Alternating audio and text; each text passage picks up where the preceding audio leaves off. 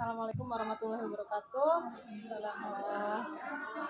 Perkenalkan, nama saya Ina Hidayah Ismer. Saya adalah mahasiswa PPG dalam jabatan 2022 di Universitas Negeri Makassar. Dan di sebelah saya ini ada Ibu Kepala Madrasah MTS Negeri 9 Cirebon, Ibu Hajah Ayah Aliyah MPDI. Bagaimana Bu kabarnya? Ya, ini saya mau senang ya jadi mahasiswa. Repot Bu. Banyak tugasnya. Ini terkait tugas saya di PPG dalam jabatan ini kan ada saya ini mau identifikasi masalah-masalah yang terjadi di kelas, ya kira-kira apa aja sih, dan ini sedang tahap eksplorasi penyebab masalah yang terjadi itu kenapa sih, penyebabnya apa, dan itu kita diminta mencari kajian literatur, bukan jurnal, artikel, dan juga salah satunya wawancara. Salah satunya juga meminta wawancara dengan kepala madrasah masing-masing.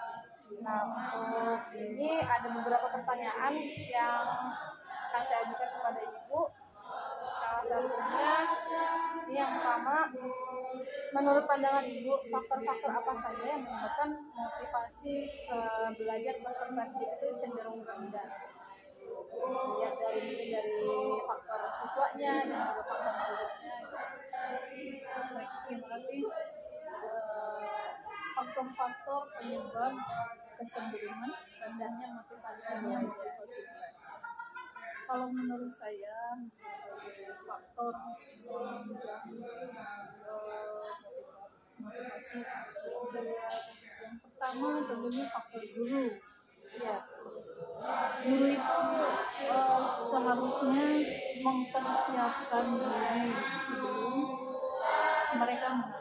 Satu malam itu digunakan mereka seharusnya untuk mendesain materi pelajaran yang akan disampaikan untuk besok pagi itu harusnya sudah didesain. Tentunya model pembelajaran yang akan digunakan itu seperti apa, kemudian media pembelajaran yang akan digunakan seperti apa. Kalau desainnya menarik, tentunya akan disampaikan ke anak itu menjadi senang dalam proses pembelajarannya, menarik. Jadi kuncinya sebetulnya ada di guru.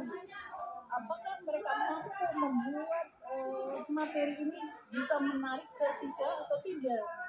Makanya saran saya desain dulu sebelum mereka memberikan pembelajaran. Satu hari itu gunakan untuk merancang semenarik mungkin. Saya sudah menyediakan model seperti apa nantinya biar anak senang. Media apa yang bisa saya gunakan biar mereka juga nantinya tidak ngantuk belajar. Nah, kebanyakan kalau guru yang saya pantau selama supervisi pembelajaran saya pantau itu ya ada juga beberapa guru yang hanya menggunakan metodenya ceramah. Ya, itu kan membuat anak ngantuk.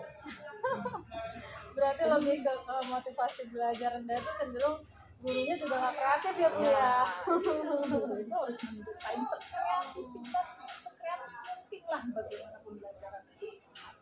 Bawalah fokus ke kelas atau buatlah media yang menarik, desainlah modelnya yang menarik, model pembelajaran yang akan dia gunakan apa. Jangan monoton ceramah. Kalau monoton ceramah, diskusi itu kan membosankan. Dan guru itu harus bisa menguasai kelas. Kalau terlihat misalnya anaknya sudah mengajar jam 12 ya, dia juga harus melihat situasi dan kondisi. Jam sekian pasti anak ngantuk. Ya, inilah ya, kuncinya sebetulnya ada di guru. Mampu tidak dia kreatif memanfaatkan situasi dan kondisi itu, mampu tidak Membaca situasi. ya itu juga tidak lepas juga ya dari dukungan orang tua. Kalau sudah sebaik mungkin di sini memberikan proses yang baik, orang tua juga harus memberikan dukungan. Nah, terkait tadi kata Ibu dukungan orang tua ya Bu ya, itu ada nggak pengaruhnya ketika orang tua tuh sama anaknya cenderung cuek belajarnya karena merasanya belajar itu atau apa ya namanya, itu urusan sekolah semuanya gitu. Itu yang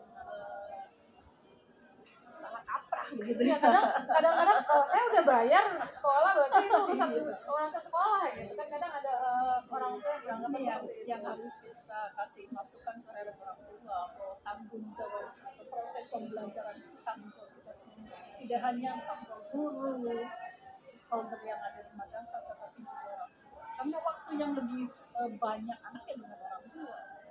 Di sini sudah didesain dengan baik, kemudian di rumah orang tua tidak memberikan dukungan, tidak memberikan motivasi. Ini juga tidak baik. Harusnya antara sekolah dan orang tua harus ada kerjasama yang baik. Orang tua pun di rumah memberikan dukungan, memberikan motivasi ke anak. Ya setidaknya menanyakan hari ini ada PR tidak, ada tugas tidak, jam berapa besok berangkat, ada tugas apa, atau orang tua harus ini ya, tadi belajar apa di sekolah, perhatian, harus memberikan perhatian biar anak merasa di rumah pun saya tetap diperhatikan. Di sekolah kita diperhatikan oleh guru, mereka diperhatikan oleh guru,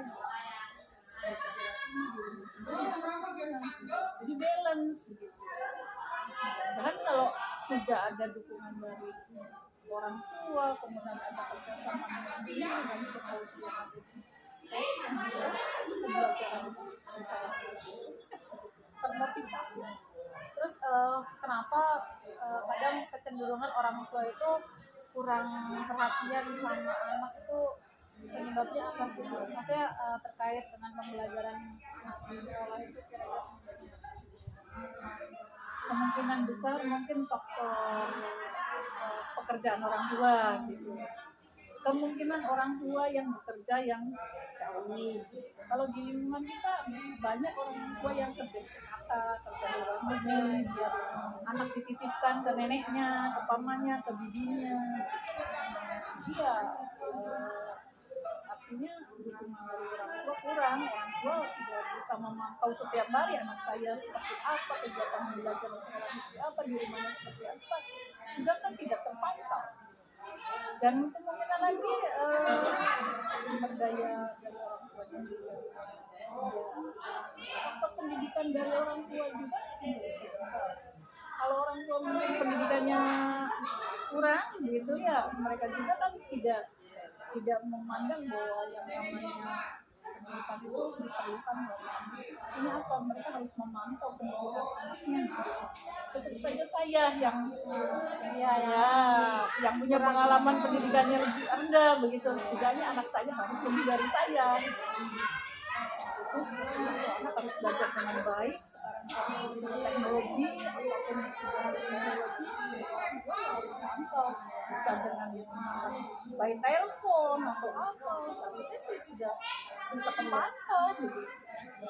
faktor kesibukan orang tua mencari nafkah, mencari nafkah, jarak yang mungkin terlalu jauh, dan juga yang rendah. Terus satu lagi nih Bu, untuk permasalahan TIK dalam pembelajaran, banyak guru-guru yang tidak memanfaatkan TIK dalam pembelajaran. Jadi lebih ke kadang metodenya ceramah lagi gitu ya Bu.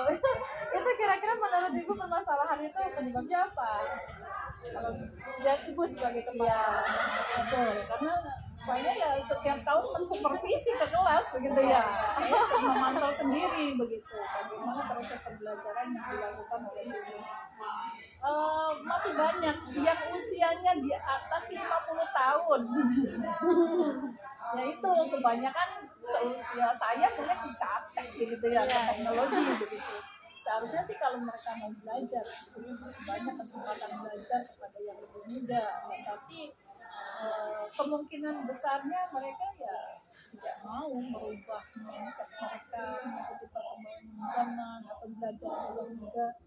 Jadi mereka ya tetap saja mengajar asal mengajar gitu.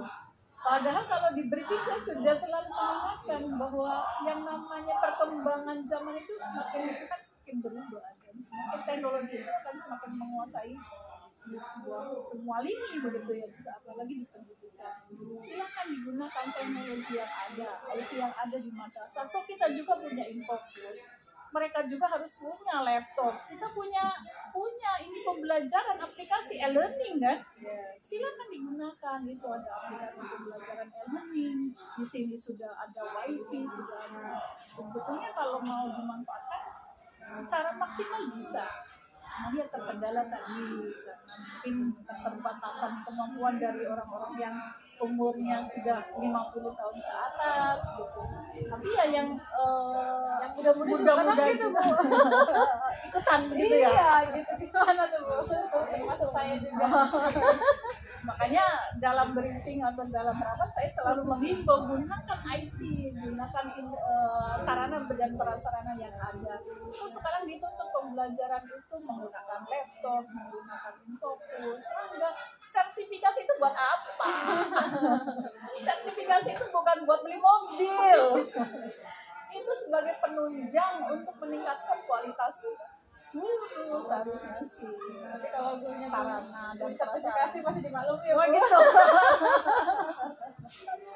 Pinjam di sekolah juga kan ada laptop, ada lah. Paling dia aja itu, Bu. Bisa lah seharusnya pandai-pandai memanfaatkan situasi yang ada harusnya sih. Oke, itu saja Bu. Terkait tugas saya, terima kasih atas waktunya untuk wawancara.